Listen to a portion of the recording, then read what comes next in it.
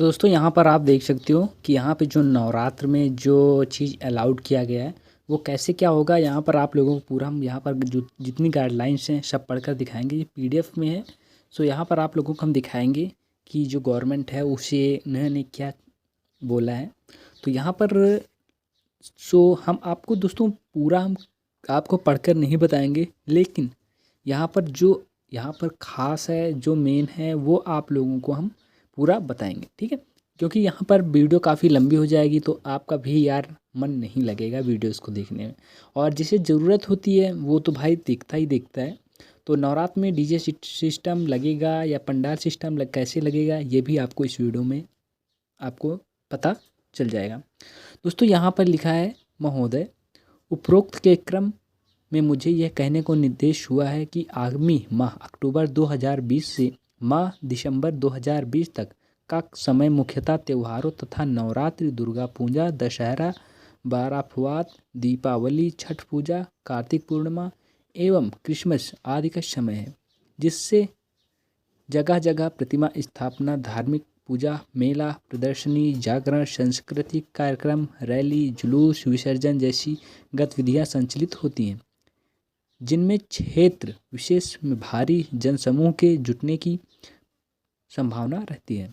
अतः ऐसे में कोविड-19 के संक्रमण के प्रसार पर नियंत्रण दृष्टिगत केंद्रीय स्वास्थ्य एवं परिवार कल्याण मंत्रालय, भारत सरकार द्वारा जनहित जारी SOP गाइडलाइंस में निर्दिष्ट दिशा निर्देश को उत्तर प्रदेश के संदर्भ में निम्नलिखित प्रावधानों के साथ तत्काल प्रभाव से लागू किया जाए। दोस्तों यहाँ पर जो हमें गाइडलाइंस दी गई हैं वो कुछ इस प्रकार हैं। मैं आप लोगों को बताऊंगा।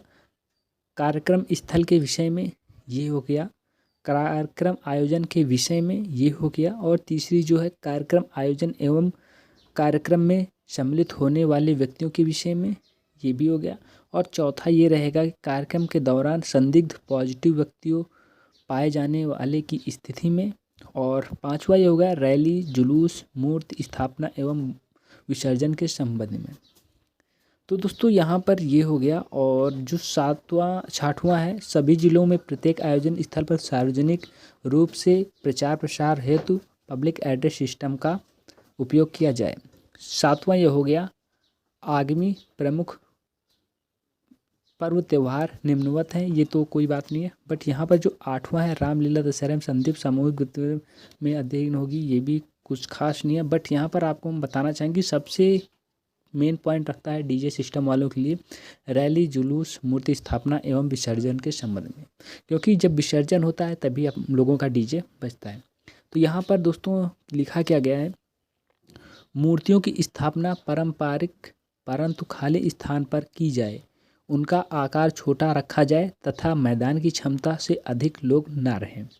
दोस्तों यहाँ पर बताया गया कि अगर मैदान यहाँ पर अगर आपका छोटा है तो यहाँ पर आप लोग ज़्यादा लोग एकत्रित नहीं हो सकते हो। अगर आपका मैदान बड़ा है तो यहाँ पर आप 200 लोग एकत्रित हो सकते हो। दूसरा है, चौराहों तथा सड़क पर कोई मूर्ति ताजिया ना रखी जाए। आवश्यकता अनुसार वैकल्पिक व्यवस्था हेतु जिला प्रशासन आयोजन समितियों से विचार विमर्श कर कोविड-19 के प्रोटोकॉल के अनुसार कार्यवाही करें।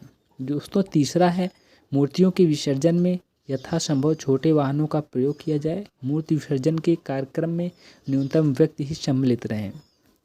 और दूसरा चौथा ये है कि रैली विसर्जन के लिए रूट प्लान, विसर्जन स्थलों को चिन्हांकन, अधिकतम व्यक्तियों की संख्या का निर्धारण, शारीरिक दूरी का पालन जैसे बिंदुओं की पर्व में ही योजना बना ली जाए तथा इसे धृष्टता के साथ लागू किया जाए। दोस्तों पांचवा ये है कि रैली, विसर्जन आदि के समय भीड़ निर्धारित सीमा से अधिक न हो तथा शारीरिक दूरी व मास्क पहनने के मानकों का पालन अवश्य किया जाए। ऐसे रैलियों की संख्या तथा इसमें निहित दूरी का उचित प्रबंध किया जाए। और दोस्तों लास्ट है जो कि ऐसी रैली में या विसर्जन जिसमें लंबी दूरी निहित हो, उनमें एम्बुलेंस की सेवाएं भी प्राप्त की जाएं। दोस्तों एम्बुलेंस इसलिए कि मान लो कोई कोरोना पॉजिटिव पाया गया तो उसे सुरक्षित उसे ले जाया जाए। और यहाँ पर दोस्तों काफ़ी सारे दिए गए हैं और कुछ लोग भाई ये सोच रहे हैं कि डीजे भाई उसमें बजेगा या नहीं बजेगा, तो ये भी मैं आपको बताऊंगा। यहाँ पर लिखा है कार्यक्रम आयोजन एवं कार्यक्रम में सम्मिलित होने वाले व्यक्तियों के विषय में। तो यहाँ पर आप देख सकते हो कि बहुत सारी चीज़ें यहाँ पर लिखी गई हैं। अगर आप चाहो तो आप लोगों को मैं इंस्टाग्राम पर ये पोस्ट मैं प्रोवाइड कर दूँगा, वहाँ से आप अच्छे से पढ़ लेना। और दोस्तों यहाँ पर काफ़ी चीज़ें लिखी हुई हैं, बहुत बड़ा वीडियोज़ हो जाएगा। तो मैं ये सोच रहा हूँ कि भाई आप लोग को मैं कुछ ऐसी चीज़ें आप लोगों को बता दूँ जो आपके समझ में आ जाए, ठीक है। तो यहाँ पर सबसे पहले हम बात करेंगे कार्यक्रम स्थल के विषय में। तो यहाँ पर कार्यक्रम स्थल जो कि इस आयोजन के लिए स्थल पूर्व में चिन्हित कर उसकी सीमा सुनिश्चित करें कहे हुए विस्तृत साइट प्लान तैयार कर लिए जाएं, जिससे शारीरिक दूरी बनाए रखें, थर्मा स्कैनिंग व सैनिटाइजर के मानक के पालन में सुविधा होगी। दोस्तों मैं आपको सीधी सी बात करने वाला हूँ। दोस्तों मैं जो ये पढ़ा हुआ है, जो ये लिखा हुआ है, मैं पूरा आपको एक ही कुछ शब्दों में आपको बताना चाहूँगा। दोस्तों इनका कहना ये है कि जहाँ पर आप प्रोग्राम कर रहे हो, आप दुर्गा पूजा का सिस्टम आप कर रहे हो, तो आपको करना क्या है कि दोस्तों आपको वहाँ पर अगर आपका छोटी सी जगह है तो उस छोटी सी जगह के हिसाब से उतने ही आदमी एकत्रित हों जो वहाँ पर लगभग एक छोटी सी आप अपने हिसाब से कि 5 से 6 मीटर या 2 मीटर की दूरी वो बनाए रखें, ऐसे में होना चाहिए। अगर आप लोग बड़ी जगह आपके पास है, बड़ा मैदान आपके पास है, तो वहाँ से आप 100 से 200 आदमी तक आप एकत्रित हो सकते हो, लेकिन वहाँ पर आपको सैनिटाइज़र आदि सेवाएं वहाँ पर आपको रखनी पड़ेंगी, क्योंकि आप जहाँ से एंट्री होगी वहाँ पर पहले सैनिटाइज़र आप लोगों को करना होगा। उसके बाद आप एंट्री करिए और एंट्री करने के बाद वहाँ से आप सोशल डिस्टेंसिंग का पालन करते रहिए और बड़ा मैदान होना चाहिए। और तीसरी बात दोस्तों वहाँ पे ये होना चाहिए कि आप लोग जहाँ सी जगह पर हो वहाँ पर भाई कोई भीड़, कोई शोरगुल ये सब नहीं होना चाहिए। और यहाँ पर साउंड की बात करें कि यहाँ पर डीजे साउंड सिस्टम बजेगा कि नहीं बजेगा, तो दोस्तों मैं आपको एक चीज़ मैं क्लियर करना चाहूँगा कि यहाँ पर अगर आपको डीजे साउंड सिस्टम बजाना है या लाउड स्पीकर लगाना है तो आपको ज़िला प्रशासन यानी कि आप डीएम या एसडीएम से आप थाने में आप परमिशन लेकर आप बजा सकते हैं। और वो थाने वाले की मर्ज़ी है कि वो परमिशन दें या ना दें, वो उनके ऊपर है। तो आप दोस्तों अगर आपको डीजे साउंड सिस्टम बजाना है तो आप परमिशन लेकर आप बजा सकते हो।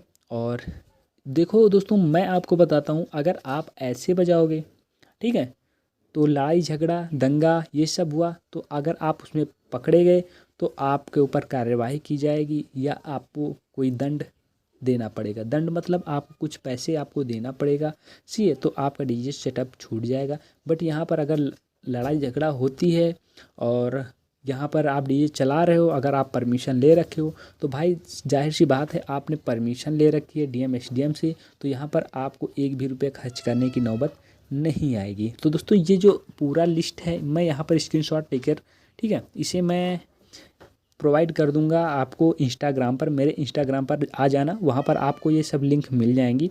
तो लिंक डिस्क्रिप्शन में दोस्तों रहेगी और इंस्टाग्राम की वहाँ से जाकर आप मुझे फॉलो कर लेना और वहाँ से इस पोस्ट को आप सब लोग पढ़ लेना।